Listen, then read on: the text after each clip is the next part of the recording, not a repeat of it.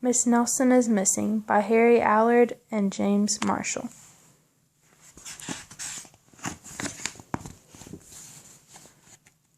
The kids in room 207 were misbehaving again. Spitballs stuck to the ceiling, paper planes whizzed through the air.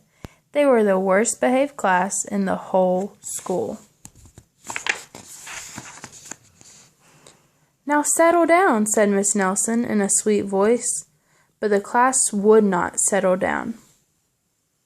They whispered and giggled, they squirmed and made faces. They were even rude during story hour. And they always refused to do their lessons. "Something will have to be done," said Miss Nelson. The next morning, Miss Nelson did not come to school. "Wow," yelled the kids, "now we can really act up." They began to make more spitballs and paper planes. "Today, let's just be terrible," they said. "Not so fast," hissed an unpleasant voice. A woman in an ugly black dress stood before them. "I am your new teacher, Miss Viola Swamp." And she rapped the desk with a ruler. "Where is Miss Nelson?" asked the kids. "Never mind that," snapped Miss Swamp. "Open those arithmetic books."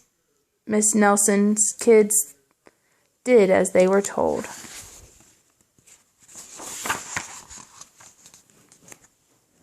They could see that Miss Swamp was a real witch. She meant business. Right away she put them to work, and she loaded them down with homework. "We'll have no story hour today," said Miss Swamp. "Keep your mouth shut," said Miss Swamp. "Sit perfectly still," said Miss Swamp. "And if you misbehave, you'll be sorry," said Miss Swamp. The kids in room 207 had never worked so hard. Days went by and there was no sign of Miss Nelson. The kids missed Miss Nelson. "Maybe we should try to find her," they said. Some of them went to the police. Detective McSmog was assigned to the case. He listened to their stories. He scratched his chin. He said. I think Miss Nelson is missing. Detective McSmog would not be much help." Other kids went to Miss Nelson's house. The shades were tightly drawn and no one answered the door. In fact, the only person they did see was the wicked Miss Viola Swamp coming up the street. "If she sees us, she'll give us more homework." They got away just in time.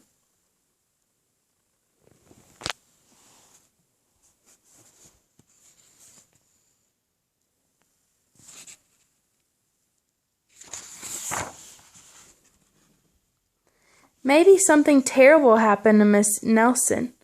Maybe she was gobbled up by a shark," said one of the kids, but that didn't seem likely.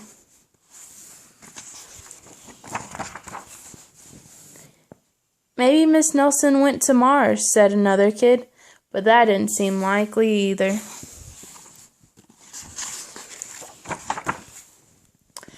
"I know," exclaimed one know-it-all. "Maybe Miss Nelson's car was carried off by a swarm of angry butterflies." But that was the least likely of all.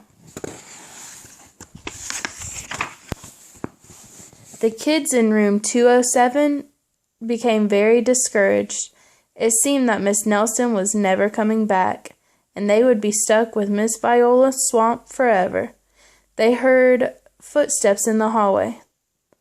"Here comes the witch," they whispered. "Hello, children," someone said in a sweet voice.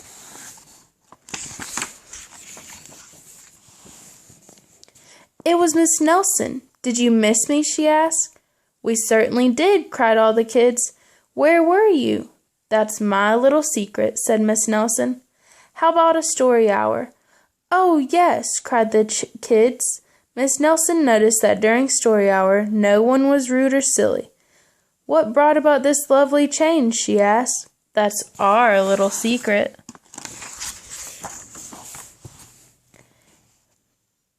Back home, Miss Nelson took off her coat and hung it in the closet right next to an ugly black dress. When it was time for bed, she sang a little song. "I'll never tell," she said to herself with a smile. P.S. Detective McSmog is working on a new case. He is now looking for Miss Viola Swamp.